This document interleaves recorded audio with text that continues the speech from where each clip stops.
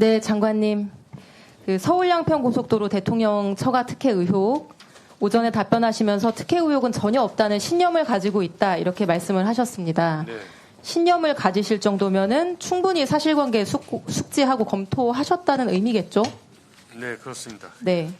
장관님 취임 전의 일이어서 제가 당시 도로국장님께 이걸 여쭤보려고 했었는데 자세히 보셨다고 하니 장관님께 질문을 먼저 드리겠습니다. 네.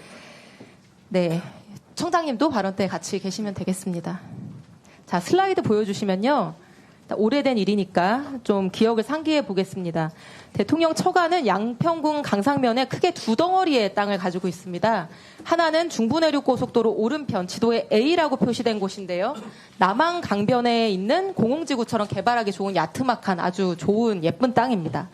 다른 하나는 지도에 B라고 표시된 부분인데 중부내륙고속도로 왼쪽에 딱 달라붙어 있는 산비탈, 가파른 땅입니다. 작년에 국토부는 이 산비탈 땅에 대해서 비탈져서 어떤 용도로도 개발이 어렵다. 그래서 고속도로 종점이 아니라 다른 할아버지가 와도 이익을 얻을 게 전혀 없다 이렇게 주장을 했습니다. 대통령 처가는 아무런 이익을 보는 게 없다. 여전히 유효합니까? 그렇게 알고 계십니까? 짧게 답변해 주시죠. 네, 그렇게 생각합니다. 네.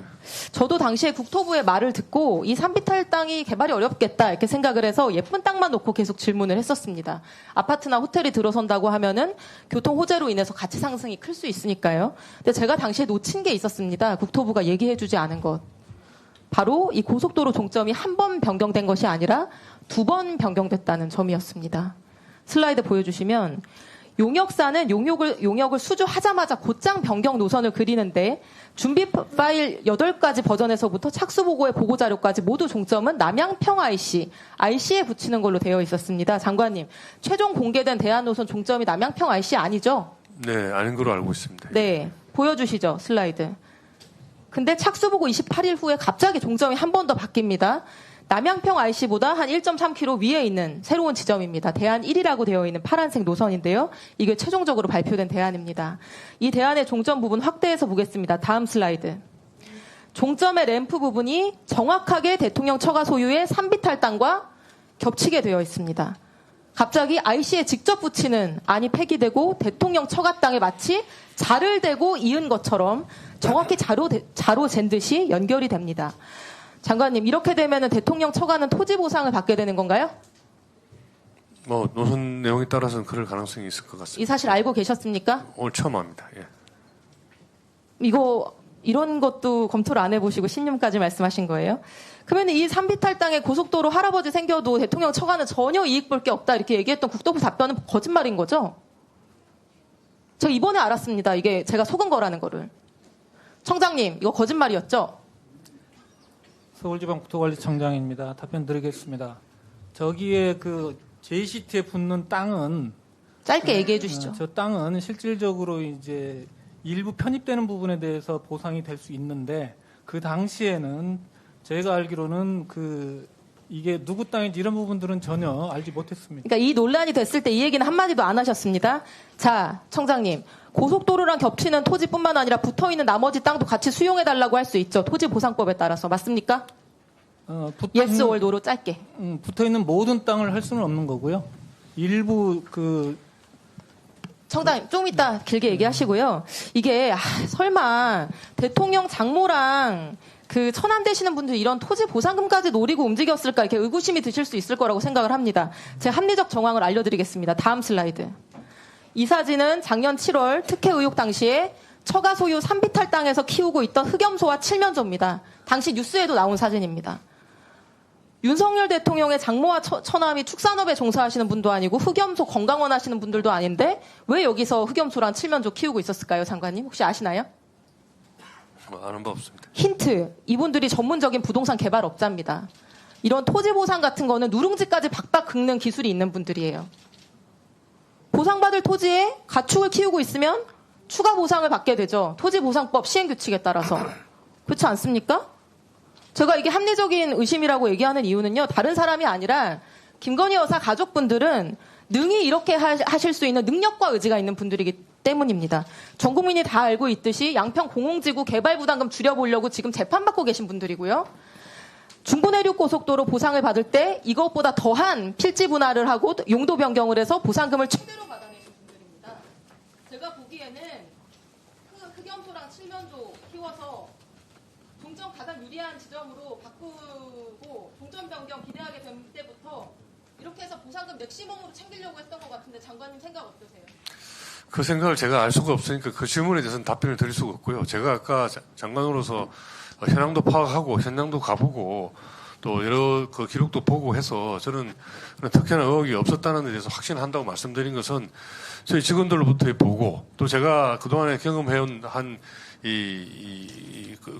국토부 관련 공무원 30여 년의 경험 이런 걸 해서 적어도 국가의 도로 노선이 그렇게 하루아침에 누군가 특정인의 이해 때문에 흔적도 없이 움직이지는 않는다는 그런 개인적인 믿음에 의해서 말씀드린 것이고 누구도 거기에 대해서 이 정언을 하거나 또 그런 심정적인 또 합리적인 의심 말고 객관적인 사실 거기 되는 요즘 흔히 나오는 녹취록이나 이런 거 하나 제출하는 게 없지 않습니까? 그래서 저는 순수하게 도로 노선을 합리적으로 결정하기 위한 과정에 이런 오비락적인 오해가 생긴 것이 아닌가라고 그렇게 생각을 합니다.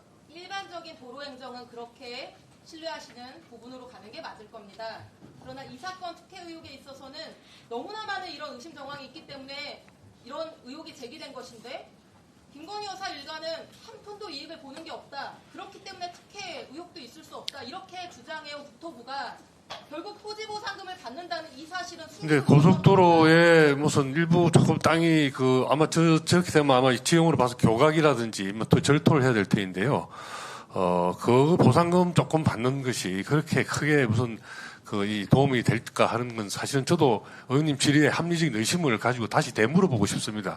그게 조사를 해보고 검토해보신다. 상당히 비탈도 있는 땅이던데요. 그 땅이 상당히 평지가 아니고 굉장히 경사가 있는 그 산지라고 제가 기억이 나는데 그런 땅에 일부 보상을 조금 받는데 얼마 받을지는 모르겠습니다만은 그게 그렇게 큰 돈일까 하는 그런 생각도 들고 그것 때문에 없는 쓰레기 땅에 토지 보상금 받고 엑시트하려고 했던 거 아닌가라고 하는 의심을 얘기하는 거고요. 장관님 오늘 처음 들으셨다고 하니까 이렇게 즉답하지 마시고 이런 의혹을 제기했으면 조사해보고 검토하시고 그 결과를 알려주시기 바랍니다. 이상입니다. 네, 조사는 모르겠지만 검토는 다시 해보고 현장 확인을 해보겠습니다. 자, 그러면 지금부터 잠시만 주목해 주시기 바랍니다. 제가 구독자분들을 위해서 선물 하나를 준비했는데요. 제가 항상 여러분들께 드리는 말씀이 있습니다. 뉴스만 평소에 잘 챙겨보셔도 돈이 되고 돈을 벌 수 있다라고 말씀을 드렸는데요. 여러분들은 여기 보시는 삼성전자 뉴스를 보고 어떤 생각이 드세요? 아니면 정치인들의 뉴스, 날씨 뉴스를 보고는 어떤 생각이 드시나요? 그냥 뉴스만 보고 끝내는지 아니면 이 뉴스를 어떻게 이용할 수 있는지 이 부분을 고민하고 계시는지를 되물어보고 싶습니다. 그 이유가 뭐냐 하면 제가 지난번에 여러분들께 뭐라고 말씀을 드렸었죠? 지금은 반도체 섹터를 눈여겨보셔야 한다고 말씀드렸습니다. 그리고 나서 이런 썸네일들 뉴스를 통해서 많이 보셨을 겁니다. 반도체 내용이 이슈가 됐을 때 부자들은 어떻게 생각한다? 반도체 관련주들은 뭐가 있는지, 어떤 종목이 가장 좋은지, 어디에 투자해야 돈이 몰리는지 자연스럽게 생각한다고 제가 말씀을 드렸죠. 그 이유가 뭐냐 하면 부자들이 봤을 때는 이슈가 곧 돈으로 이어지고 그 이슈가 나에게 돈을 벌어준다는 경험적 확신이 있기 때문에 부자들은 항상 이런 사회적 이슈를 관심 있게 챙겨본다고 제가 말씀을 드렸습니다. 이번에도 마찬가지인데요. 제가 지난번에 시청자분들과 함께하는 주식으로 수익 내기 이벤트를 진행했었죠. 당연히 100% 무료로 진행을 했었고요. 여기 보시면 아시겠지만 제가 지난번에도 구독이라고 보내주신 모든 시청자분들께 반도체 관련주 중에 가장 크게 급등할 딱 한 종목, 많은 종목도 아니라 한미반도체 한 종목을 여러분들께 추천드렸어요. 그러면서 여기 나와 있는 대로 정확히 얼마에 매수해야 하는지 그리고 수익률이 어느 정도 나왔을 때 팔아야 하는지를 이런 부분들까지 여러분들에게 정확히 알려드렸었는데 지금 실제로 어떻게 되었다? 오른쪽을 보시면 아시겠지만 제가 지난번 문자 발송으로 이 한미 반도체를 소개해드리고 나서 실제로 이렇게 5배 이상 어마무시한 상승이 나왔습니다. 100만 원만 투자를 했어도 무려 500만 원이 넘는 수익금이 생긴 거죠. 그래서 당시에도 굉장히 많은 분들이 제가 드린 이 한미 반도체로 수익을 내실 수가 있으셨을 텐데요. 다시 한번 축하드린다고 말씀을 드리겠고 이번에도 마찬가지입니다. 앞으로도 2024년, 2025년 계속해서 기대해볼 섹터는 AI입니다. 그 중에서도 AI 반도체는 그 누구도 부정할 수 없는 미래 성장 산업입니다. 그러면 우리가 어떻게 생각해 볼 수 있을까요? AI 반도체 종목 중에 앞으로 크게 대장 역할을 하면서 10배 이상 급등할 수 있는 텐베고 종목을 지금부터 열심히 추적해야 한다는 겁니다. 큰 돈을 투자하지 않더라도 월급의 일부분 아주 소액이라도 이 종목을 모아가야 수백 %의 수익률을 손에 쥘 수 있는 것이죠. 지금 여러분이 보고 계시는 이 유튜브 또한 AI 반도체와 아주 밀접한 연관이 있고 반도체야말로 대한민국의 핵심 산업으로 앞으로 더더욱 시장은 성장할 수밖에 없습니다. 그렇기 때문에 제가 이번에도 뭘 보내드리고 있냐면 지난번과 똑같이 구독이라는 문자를 보내주시면 제가 AI 반도체 관련주 중에 앞으로 대장주 역할을 하면서 주가가 가장 크게 급등할 한 종목을 여러분들께 문자 발송으로 종목명과 사고 파는 시점을 모두 알려드릴 건데요. 그 문자를 받고 여러분들이 주식으로 돈 버는 연습을 한번 해보셨으면 좋겠고요. 혹시라도 나는 주식을 하지 않는다 하시는 분들은 주변에 주식하시는 지인분들에게 말씀을 해주셔도 되고요. 아니면 연세가 있으셔서 투자가 어렵다 하시는 분들은 이 종목을 자녀분들에게 한번 사봐라. 이걸로 한번 수익을 내봐라. 이렇게 조언을 해주실 수도 있는 거겠죠. 그래서 지금 이 영상을 보시는 시청자분들 중에 나도 이번 종목이 좀 궁금하다 하시는 분들은요. 누구나 상관없이 그리고 어느 시간대나 상관없이 부담 없이 010-2514-5930번으로 구독이라는 문자 보내주시면 제가 이번에도 똑같이 무료 추천 급등주 문자를 보내드리겠습니다. 이해되시겠죠? 제 번호 010-2514-5930번으로 구독이라는 문자 보내주시면 여러분들이 직접 이슈를 통해서 돈 버는 연습을 해보실 수가 있는 거고 제가 돈을 받는 것도 아니고 투자를 대신해 드리는 것도 아니기 때문에 부담 없이 신청해 주시면 되는 겁니다. 그리고 수익이 나면 저는 다른 것은 하나도 바라지 않습니다. 제 채널에 구독, 좋아요 한 번씩만 눌러주시라 이렇게 다시 한번 말씀을 드리겠습니다.